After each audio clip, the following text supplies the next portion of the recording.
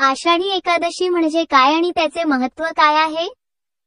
मराठी विकिपीडियानुसार आषाढी एकादशीच्या दिवशी लाखोंच्या संख्येने वारकरी भक्त पंढरपूरमध्ये विठ्ठलाच्या दर्शनासाठी दाखल होतात.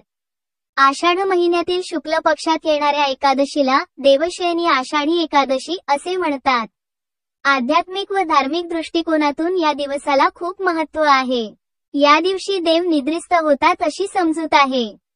आषाढी एकादशीला आषाढी एकादशी महाराष्ट्रात खूप महत्त्व आहे.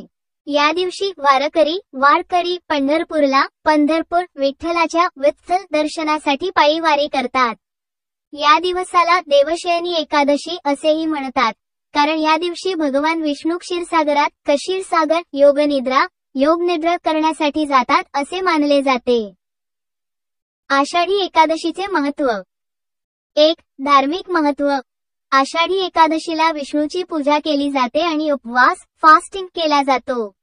या दिवशी उपवास केल्याने सर्व मनोकामना पूर्ण होतात असे मानले जाते. 2. वारी. आषाढी एकादशीला महाराष्ट्रातून लाखो वारकरी पंढरपूरला पायी वारी पदयात्रा करतात, जे विठ्ठलाच्या दर्शन आणि भक्तीसाठी डिव्होशन महत्त्वाचे आहे. 3. चातुर्मास. आषाढी एकादशीपासून चतुर्मास सुरू होतो, ज्यामध्ये शुभ कार्यांना ऑस्पिशियस वर्क्स मनाई असते आणि धार्मिक कार्यांवर लक्ष केंद्रित केले जाते.